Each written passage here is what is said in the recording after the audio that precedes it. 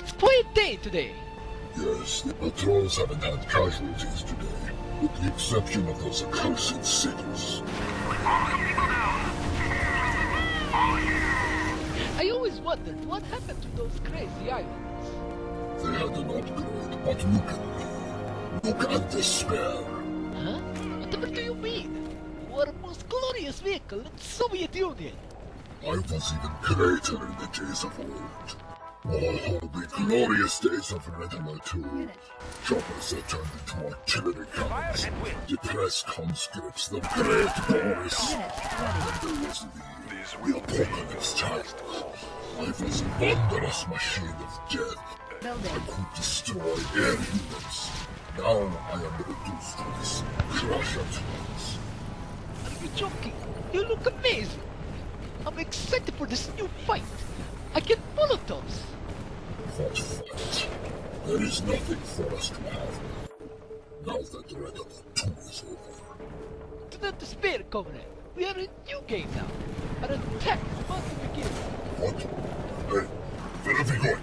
I am not built for this.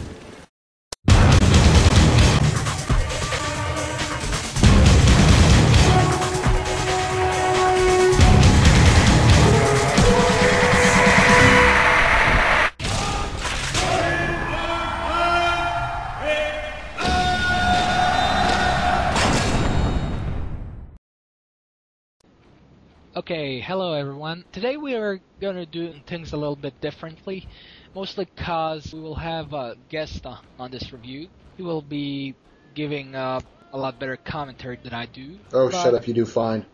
But mostly it's because I like you guys and, well, I want to give you the best, so here we go. Well, you know me. This is Greatdictator.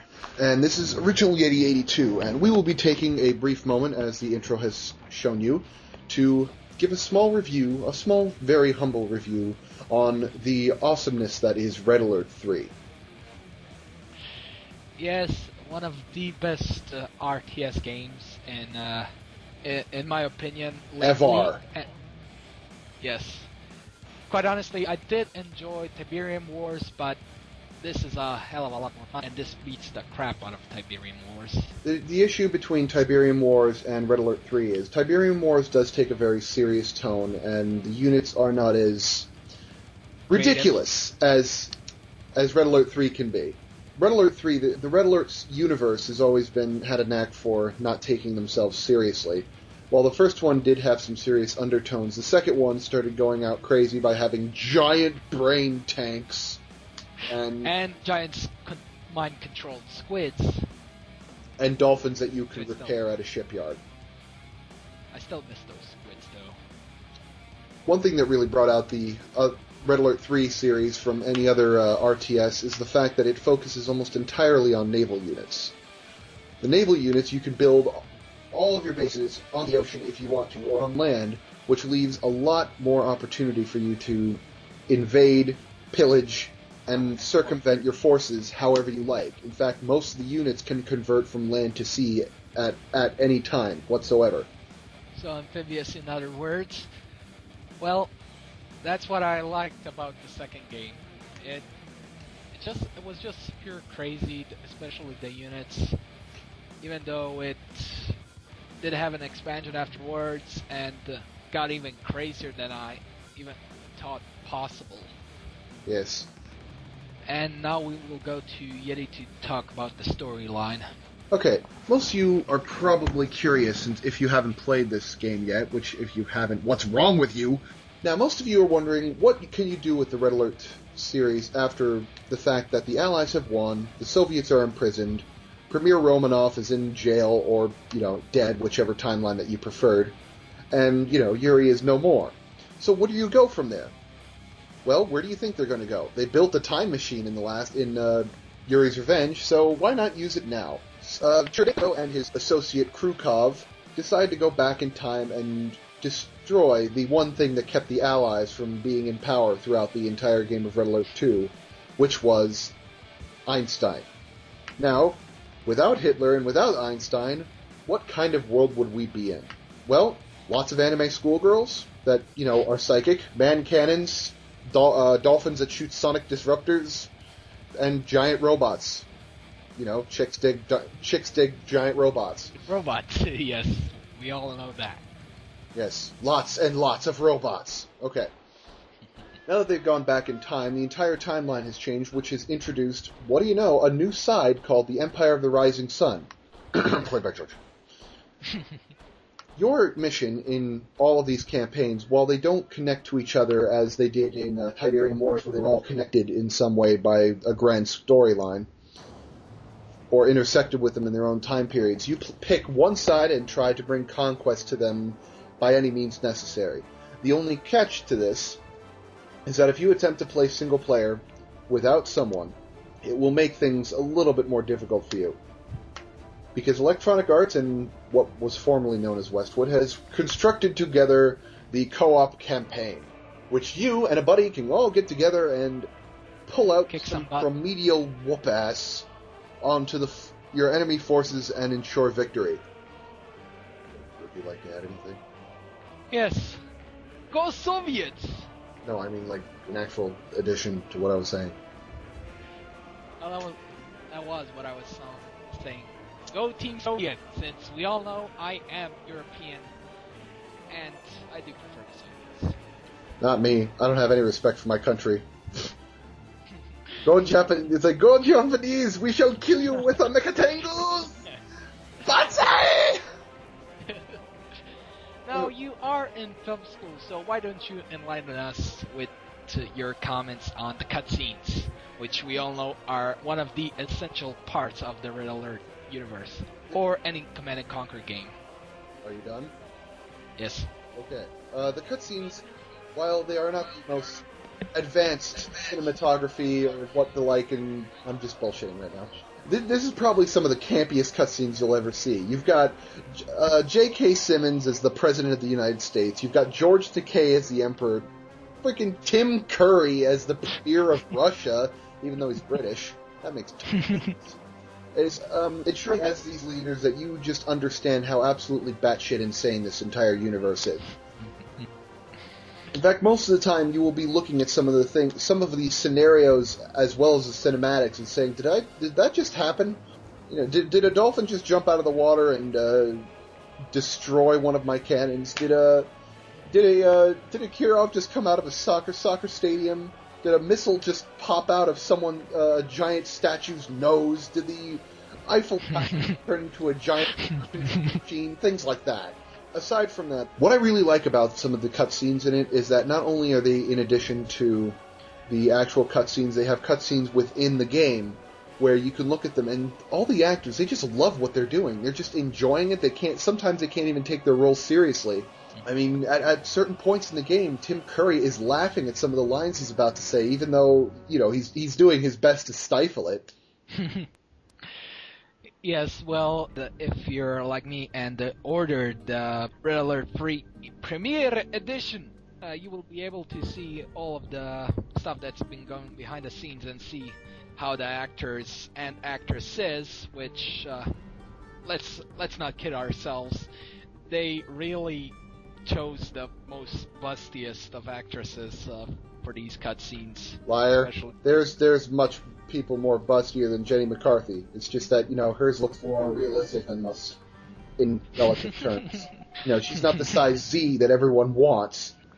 Okay. So, Yeti, what units have you noticed in this game?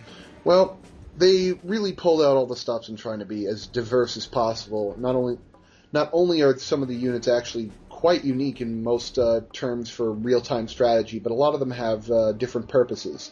For example, one of my personal favorites is, aside from the obvious Century Bomber, is a unit called the Mecha Tengu. The Mecha Tengu is a basic vehicle unit for the Japanese side, which is a giant jet robot that runs around and shoots people with laser cannons. However, if you press one little button on the keyboard, they will transform into a plane and fly away and become an anti-air unit. Or you can also have something like the VX Chopper, which will fly around the air like a helicopter, shooting missiles downward, and then you press the transformation button, they'll turn into a robot walker shooting up into the air. They all have their benefits and weaknesses and the like.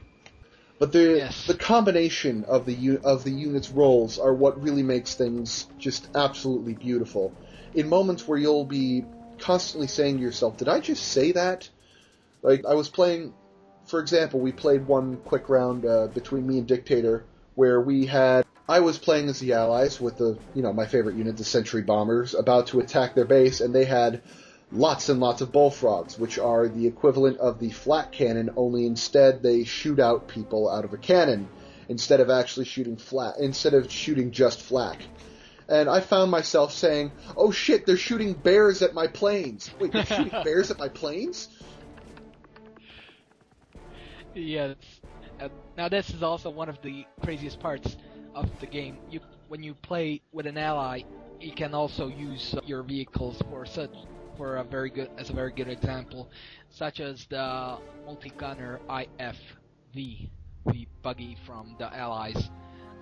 Nearly any infantry unit that exists in the game can enter the buggy and instantly become like a shock buggy, or have more rockets, or shoot lasers. So basically, lots of units are interactive with the other factions, so they really thought a lot about co-oping for this game. Yeah, and thanks to the unit diversity of everything in this game, you really are able to get quite innovative with some of your tactics. Though some people usually go for very basic tactics, as in run in, build a bunch of units, attack each other, and then have one unit that can blow up the entire base, sneak into the background. But me, I prefer to become somewhat of a bastard, like sneak some of my enemies within his forces as he comes at me, things like that. I think you remember Bonsai, don't you, Dictator? Time preparing.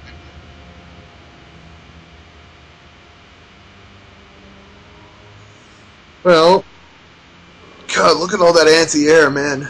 I can't even send any of my units in there. Well, there's only one thing I really can do.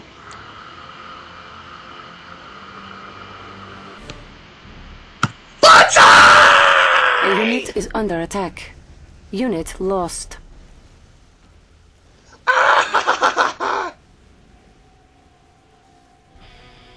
Run, you little bitch, run! Yes. Or freeze one of your allies' own fucking units before he can make the last kill. Trust me, people, I know what I'm talking about. A lot of the game focuses on scouting, because if you don't scout, the game is it gets almost impossible to play. Which, sadly, the only people that can really scout efficiently is the Japanese. Thank you, little burst drones. Well, oh yes, I think we also forgot to mention this. One thing that, while the AI of the computer is better than you'll find in most RTS games, in both skirmish and co-op, they have greatly improved on the AI. You can find a relatively decent challenge against a medium player, and a brutal player you might not want to play alone, unless you think you're that much of a badass. I dare you, motherfucker. I definitely think the simplification of the gameplay, since lots of people, and I do have to agree, it's nothing innovative, so that is one of the downsides. I don't know. I think I have to say one of the downsides in this game is that while the construction methods are a lot more diverse. As in the Soviets, they have to build their buildings off the screen. The Allies can wait until they have things built, and the Japanese can just pump out cores. It makes construction a very, very vulnerable process in contrast to how things were in the other games, where you can build multiple tiers at a time and construct them instantly. Whereas when it comes to the Soviets, you can build faster than everyone else, but you have to build your buildings on the screen. The Japanese can deploy their units faster, but they can't build them faster. And the Allies just plain suck. As far as building goes, they have to be the slowest builders around, while they can get very good early rushes with aerial attacks. They're just one of the slowest and most vulnerable during the building process in general. On a final note, I would have to say what the game does best is just let you know how ridiculous the environment is. You have support powers that allow you to drop satellites out from the sky. You have magnetic beams that will bring your units up into space. You have beams that will freeze people. You have a kamikaze plane invasion. You've got bombs attached to balloons. Freaking psychokinetic explosions where vacuums come in and have proton colliders create black holes upon oblivion, and all units shall perish on the time of doomsday. What? I think I got a bit carried away. I definitely see that. But bottom line, if you don't want to take an RTS seriously and just want to torpedo American dolphins, then this game was made for you. And remember, kids, in a game like Red Alert 3, nothing, and I mean nothing, is as simple as it seems.